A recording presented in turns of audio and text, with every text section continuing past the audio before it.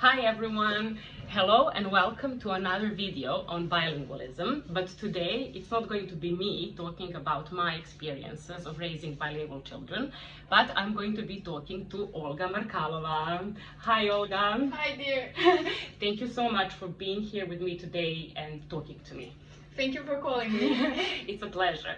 So basically, Olga is, well, I met Olga on this extended visit to Belgrade. We are not a family, but we are a family, we are a family connection. Yeah. And Olga is an artist. She graduated from the University of Applied Arts here in Belgrade. At the moment, she works as a private arts tutor, tailor-making art programs for children and young adults that she teaches. Did I say everything correctly? Everything perfect. Okay, great. And also, for the purposes, obviously, for this video, Olga is bilingual. Yes, I am. Is it fair to say that you were born into a bilingual household? Yes. And you were born and raised as a bilingual? Okay. Correct. So do you want to start by telling us a little bit about your bilingual background? Of course. Nobody knows me. So it will be nice to explain why I am bilingual in the first place. My father is from Russia and my mother is from Serbia. When they decided to form a family, they moved into Russia, and that's when I was born. So that's why we were having two languages at home.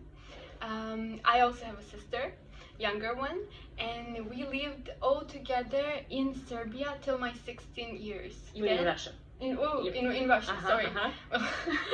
My head is confusing, so I don't want to confuse you. So we lived in Russia till my 16 years old, and then we moved to live in Serbia. And by the time we were living in Russia, we were all speaking like this. My minority language was Serbian, and my mother was the holder of that language. And majority language of the whole city was Russian, and my father was Russian, so it was present at all times. So that, yeah, and then basically you went up until the age of 16. You went to school, and obviously first in the at the nursery in Russian. Yes. Okay. Kindergarten, everything. Okay. So the thing is that your the languages that you were raised with. And the setup of these languages is basically the same as the languages setup that my kids have at home. Yeah. I'm Lena's future kids. So basically what Russian was for you while you were growing up, the dominant language that father spoke. English is for my kids because we live in England, and their dad speaks English. And what, in the same way, what Serbian was for you is for my kids the minority language that's spoken by the mom. And then obviously a very interesting thing in here is that your mom, also the same as me, graduated from English language and literature here at the University of Belgrade. That's true. My mother was crying about this interview because she also feels like you are her in the past. Wow. I just wanted to say before we move on that this is the second time that I'm speaking to a bilingual here on these Instagram videos. I did another video a year and a half ago with my cousin Marta. However, she is a Canadian-Serbian bilingual. However, her situation while she was growing up was slightly different. She basically had one language at home. Serbian was spoken by both of her parents, and then her language of the community was English. Whereas you had, like Clara and Oliver do, two languages at home, and then one of these languages was spoken in the community. Stronger. Yes. Correct. Okay, so let's start from the beginning. How did your mom bring Serbian close to you? Did she start speaking to you in Serbian from your birth? She did, I would, to clarify this, I would break it into phases. My baby phase was all about Serbian because my mother was constantly with me. We were speaking with her on Serbian, and I actually started living in Russia. I started speaking on Serbian first, and that was my father's problem because when he came home from work, he would speak to me on Russian, and I would reply on Serbian naturally, and he was in a panic. He was, I need to start learning Serbian. I don't understand my child. And my mother just calmed the situation down. She said, relax, everything will be fine. Then came from 3 to 4 years old, the time when I'm going to nursery house and kindergarten, and I would speak Russian in the moment when I came back home to my mother, which was a problem for her because she wanted me to speak Serbian to her forever. And how she, and after that, after a while, very short while, the rules were settled, and I would speak Serbian to my mother forever, Russian to my father forever, and with my sister we were switching. Okay, so how did you switch with your sister? We were switching in a way that when we are with mother, we would always speak Serbian. When we are in the room or in a walk with the father, we would speak Russian clearly, and when we are all together in a room, it could be a bit confusing because father and mother could speak with each other in a way that she would tell something on Serbian, he will reply on Russian, then they would start speaking English when they didn't want us to understand them. So it was really confusing but funny. Okay, well, yeah, I mean, I can only imagine, yeah, because Tom and I speak English, so that's why we only really have two languages in the house. Okay. That's good. Wait until he's learning Serbian now. Wait until he learns it, then you can switch. We can increase the amount of Serbian spoken in the house by making him speak Serbian. Yeah, you're right. Hour a day or something. Yes. Yeah, that's good. That's for the start. So, what tools did your mom use to bring Serbian closer to you? Okay, tools would be like, if we're talking about material tools, she would always pack a huge bags of books, poetry books, cassettes. Back when I was a child, there were cassettes with Serbian cartoons, and she would always sing us beautiful Serbian songs. That's like when I remember childhood, I remember Serbian songs in the bedtime before sleep. So speaking about tools, these were the tools. Speaking about the tools that are not material, she was really good at maintaining nice relationships with people who are based in Russia, but they are Serbian. Serbian families, also bilingual families. We were going to the birthday parties there. We were just having fun with them in a park. We could even, like, I think she was kind of stalking people in the parks. We would hear someone speak Serbian and we will make friends, and we will stay friends. And that's how it worked. And that's what I'm trying to do as well. But luckily today we have social media and the power of Instagram, so kind of it's maybe a bit easier to find people in a huge city like London. But yeah, I'm not really sure. But yeah, wish you luck. But it's very similar. So the tools that she used are very similar to the ones that I use now. And how about did you have any family in Serbia? Did you visit Serbia while you were growing up in Russia? Yeah. We had, of course, mother's mother, granddad, we had grandmother living in Kraljevo, and friends. A lot of friends, because of course university friends that my mother had, their children. We were all spending every summer like for 3 months. My mother shocked me with this information. I thought we were spending 1 month in Belgrade, but we were spending every summer 3 months in Belgrade. Sometimes we would go for a week or two in some Turkey, Egypt. But so yes, was that because the holidays in Russia were long? Yes, holidays in Russia were really long. And we were always outside having great time with the friends or nice time with family. Okay, and so this is something that I mentioned in the video that I did with Marta, but I personally think that there is like a strong link between the friends and family that you communicate with in a certain language, in a minority language, and experiences that you have in that language. I think that there is a link between those and your love towards that language and your willingness to speak it. And I guess this is why I really make a big effort to bring Clara and now Oliver very often to Belgrade. That's very important. Yeah, great. Well, that's about it. Yeah, good. I like to see them. They're very beautiful. And then, okay, so now fast forward, you're 15, 16, and you decide to move from Moscow to Belgrade as a family. Yes. And at that point, you basically switch the language of your education. So you finish high school and then university here in Serbian. Yes. How do you maintain your Russian? First of all, That's a good question. I maintained Russian because I was formed as a personality Russian. So I maintained not only with the help of some connections with my best friends that I still have, which I'm really proud of. It's not easy and really important. Also, I had a deep connection with my Russian grandmother, which is still my best friend. We're Skyping all the time. And the main thing is that I remained Russian within me. So I was formed as a Russian girl, and I stayed inside of me. Okay, okay, good. And well, yeah, I guess that's normal. It was, by the way, it was not the same with me and my sister, which is important. For example, when she came to Serbia, she was younger than me, and she did not identify her as Russian anymore. And my mother told me that once she saw her, they were showering, not together, but my sister was showering, and my sister started screaming, "No, I'm not Russian, I'm not Russian." And my mother made her, she said, "Stop now sing a Russian item song." And she was, and she was showering and scared because my mother became very angry. So my mother in Russia, she was cherishing the Serbian language and culture. But when we moved to Serbia, she was also the guard.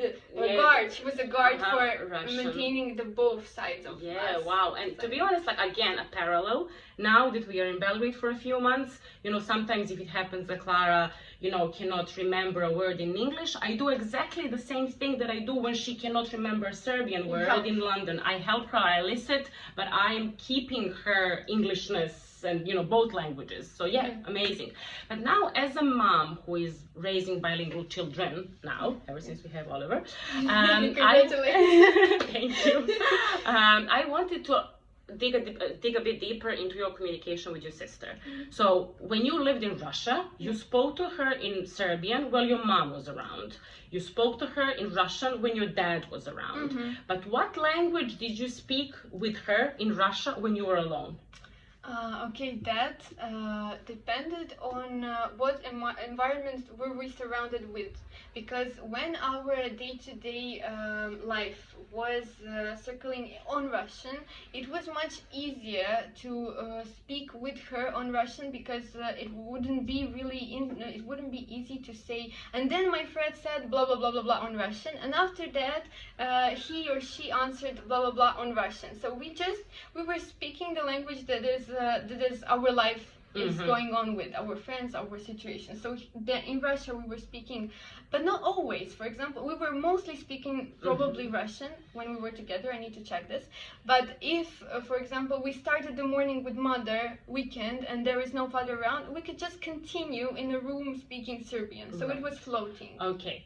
But let's say generally it was more Russian between the two there of you. And more now only Serbian here. Okay, so it's fair to say that basically your communication is kind of similar to the environment that you're in. So if the Russian is dominant, you predominantly spoke in Russian when you were alone, and in here more Serbian. Okay, that's right. Thank you for that. And now I think we kind of finished this first part of our talk, and now we go into the questions that I call them more abstract, you call them more romantic. The first one is quite punchy and to the point, and it's basically, have you ever had negative feelings towards Serbian? I don't remember having any negative feelings at the start. At the start, how it was. We were speaking Serbian at home with one parent, Russian with another, and I felt that pretty much everyone is doing that. And because kids do that, they just treat any situation they're raised in as a normal. But then later on, I realized with the just making friends that it's not a normal case. Not everyone lives like me. And then I got a really good amount always of positive curiosity towards that topic. I would be asked questions like, what language do you think of when you're thinking? Like, what dreams are you dreaming on? Which language? How do you feel? And stuff like that. So it was always positive. The only time I had a negative connotation with Serbian was with Serbian was when we moved when we moved, I was a bit shocked because I was used to Serbia being a place of fun parties and relaxation. During the summer holidays. Yeah, because holidays, obviously, and I didn't catch with my clever brain that probably when we moved there and I started studying, study won't look like a pena party. Study will be hard. So studying was hard for me, making new friends. I missed my friends a lot. I missed what I was used to, and that was the adaptation time. Was hard, but I'm really happy I lived through it. Okay, now you came onto the other side, you know, loving Serbia. I adore it. I adore being here. Okay, great. That's good because you remained here. So you moved here when you were 16. You're 26 now. So yeah, great. Yeah.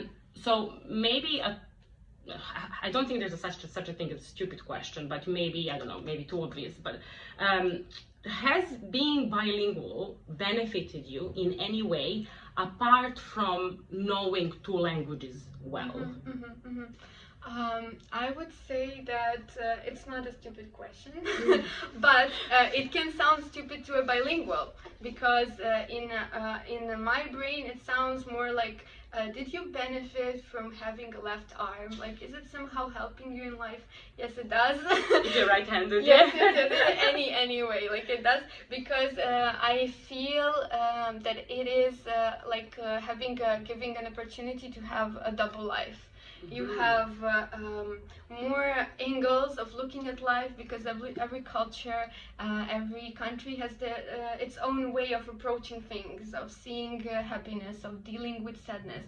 So there are different jokes, different humor, different style of eating, even different lifestyles. So I got both of the cultures, and it's really beneficial. It's just beautiful to have it. And what can I say else? I think that it's really also important to know who you are, in the sense of knowing your roots. You know who you came from, and not only through mother's sentence, like your grandmother was this and that, and she liked doing that was her job, and that. This is just words, but then when you hear your grandma explaining her life to you, telling how she fell in love with your granddad, playing the songs from their childhood or from their from their wedding day, and you know the song, you feel the feeling, you're floated with emotions. You also hear from your grandma, which my grandma's name is Olga, as me, so it was really nice to hear her life story, to hear how she lived through war and stuff like that. It's really important. It's really nice. But not only that, I'm sorry for being that long, but also I'm not talking only about knowing your roots in that sense, but also eating fruits from your roots.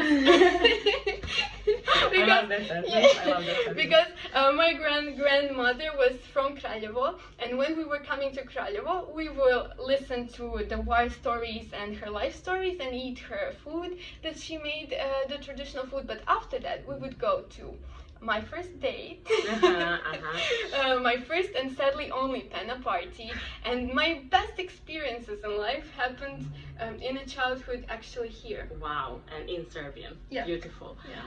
Yeah. That really sounds encouraging for all of us, I believe, who are raising bilingual children.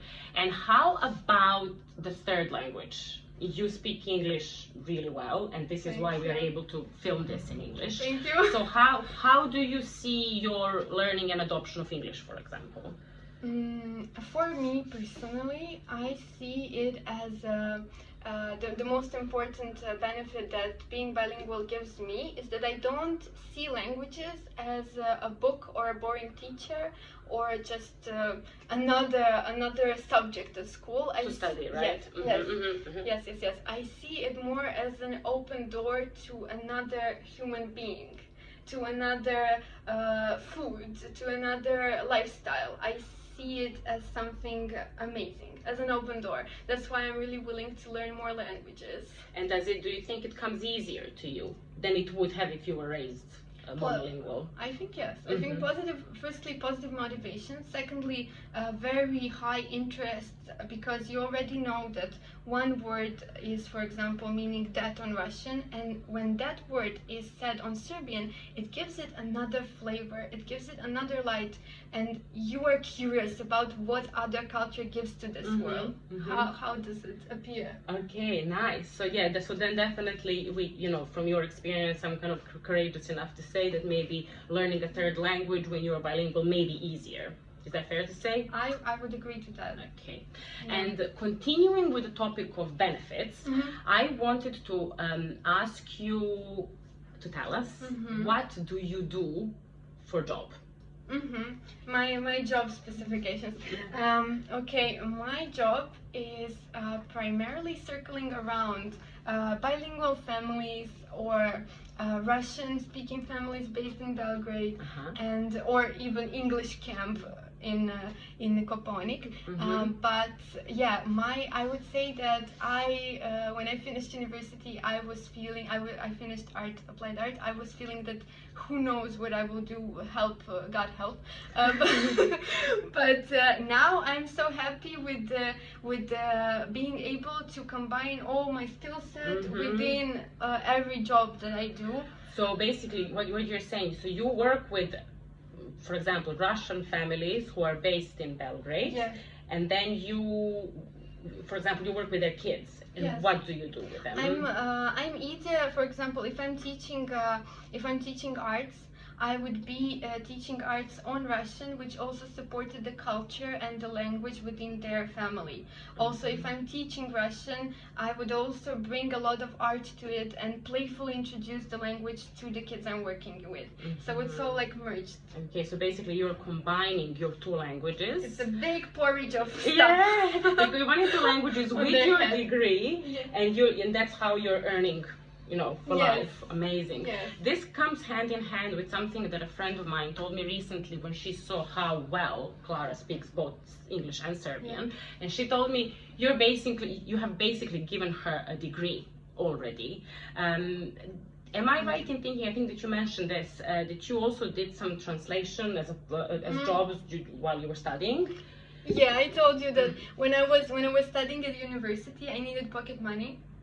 And I just made an ad, like, I am from here, I speak this, I speak that, anybody needs translation, just call me. And I had a best time of meeting some people that are going on some exhibition in Russia and needing to translate something, and it was really nice. It was always beneficial because you can have a job like that because you have that degree for free from your mother. So so here's another positive side of raising bilingual children, in the sense that they have an additional skill set that they will be able to monetize one day in future. Great. And then the question that I couldn't do this video without it, and this is, how do you identify? Oh my god. It's a question you never get used to, even though I've been every time I meet a person in Serbia, Kraljevo, or in Russia, and in Russia no, I didn't hear that, because in Serbia they always ask you where you're from, and when they hear Russia, questions are coming. How do you identify? Where do you feel better? Which place is nicer? And they're all hard questions because it's like you're asking about me, the two things in me. It's like you're asking who is better, father or mother. It was always, and the thing that it was hard because I didn't understand that I can just say it's different. And the answer to it is it's changing. Sometimes I can feel that my Serbian side of me is popping up, and I'm speaking through that perception of life, that Serbian perception. Yeah, Serbian perception. Yeah, let's not get into what Serbian perception means. But yeah, or sometimes I could feel that now this is Russian in me speaking or feeling, or so it's just switching. Okay, so both, depending on the situation, right? Great. And another one, it may be too early for this question because you're only 26. Oh my god, it's 10 years younger. I like to hear it with the only, this is so pleasant. But have you ever thought about having kids, or if so, do you know what language you would speak to them in? I do know what I have to do. I do know what I would love to do, and considering that my nowadays partner is Serbian, I would obviously want for my child to be able to know Russian and Russia in me, and Russia that exists on the map, and all our relatives of course, and my friends. And the only thing that bugs me about this is that my cuddly language is Serbian. When I cuddle, when I'm like being sweet with a puppy or with my cat, or with just when I see, even when I'm in Russia, when I see a baby outside or a cute girl, I would switch to Serbian. I would be like, "Yo, ciao, babice, slatkišu, mali bombonice." And that's the problem, because I really want to cuddle in Serbian. How will I do it if I'm pushing Russian? And that's the language, Serbian, your cuddly language, is the one that came from your mom, isn't it? Yeah, yeah. Well done to us moms. Okay, so to wrap things up, do you have any advice for parents raising bilingual children? Advice. First, I would start with giving a big thank you to those mothers who are doing it currently, who did it in the past, because it's just a big gift. And I know it's not easy sometimes, but it's worth it. Just remember it, it's worth it. And you never know what future holds. You never know what will happen tomorrow. For us, our family, we didn't have the idea that we will be moving to Serbia, and now look at us. We're the happiest people, so because of that. So I would really advise you to stay Stick to it. Stick to it. Stay consistent. Yeah. Give them all jokes, all traditions, everything. Wow, thank you so much, Olga. Really, I really appreciate your time, and I really appreciate everything that you shared in terms of your upbringing as well as how you feel today. And I genuinely hope that this conversation is going to be useful, and it's going to give boost to other families who are raising bilingual children. At the end of the day, it doesn't really matter whether you speak one language at home and another one is spoken in the community, or whether you speak two languages at home and one of those is spoken in the community. I think, you are a good example of someone who, or your mom is a perfect example of someone who succeeded. Got this. Yes, exactly. Sorry. I know it's an interview about me, but I really want to ask you this question because I heard you talk about it before very beautifully. I would love, because all my experience is experience of my mother, and it's a past experience, and what you're doing now is very precious, and you're like living in it, in being a bilingual mother. I would really love to ask you what happens when you're tired, when you just is it worth it, I can't do it anymore, or just feeling not motivated. What pushes you through it? Yeah, well, very good question, and thank you for that. It's basically, raising bilingual children is hard, especially when your language is the minority one. I would say that on the language side of things, obviously some people can say, because my English is good, some people would say, okay, you're bilingual too. But I started learning English when I was 7 years old. So my language, my primary language is Serbian and will always be Serbian, which means that I'm always going to be best at expressing myself in Serbian. So I cannot imagine talking to my kids, raising them, cuddling them, being angry with them, joking with them in any other language but Serbian, my mother tongue. Likewise, I cannot imagine, for example, my kids coming here. But this is me. I try not to judge anyone who has a different, outlook on this topic. But I also cannot imagine my kids coming here and speaking with my family, my mom, my brother, his girlfriend/wife, soon to be, in English, because I personally think that language thing will form a gap between them, that there will be a divide.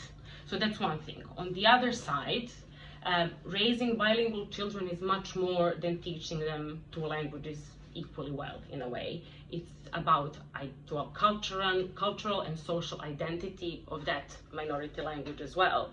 And simply, even though I grew up in the 90s, I have to say that I had a very, very happy childhood thanks to my parents and my family. And I would say that, not to generalize, Serbian people who surrounded me while growing up and Serbian people who surround me now, friends and family, have a unique way of doing family relations, friend relations, humor, that is unique, I would say, to us, and that I have not seen anywhere else in the world, well, where I've been. So I would like my kids to grow up with this set of values, to have them now and also one day when they grow up. And I would like them to have this within them. Language of love. Yeah, and the identity of love, maybe. So it is hard, but this is my gift to them. Precious. Thank you for that question. Thank you. This is the first time that I actually was able to kind of say it, so thank you for that. Guys, thank you so much. If you managed to watch this video until the very end, well done. Thank you so much for sticking with us. I will leave Olga's Instagram details in the caption of this video. If you have any questions for her, for me, please drop us a line in Serbian or in English. Maybe not in Russian because I don't understand Russian. Any language, guys. We will manage. And I will try and maybe leave a story with a question box. So if anyone has a question, pop it in there. I'll forward to Olga and then we will publish the answer. So once again, Olga, thank you so much for this precious experience. Thank you for inviting me. Yeah, you're more than welcome. I feel so special. You are. Thank you, you are too. Thank you so much. Here's a big heart. Thank you for watching. Bye.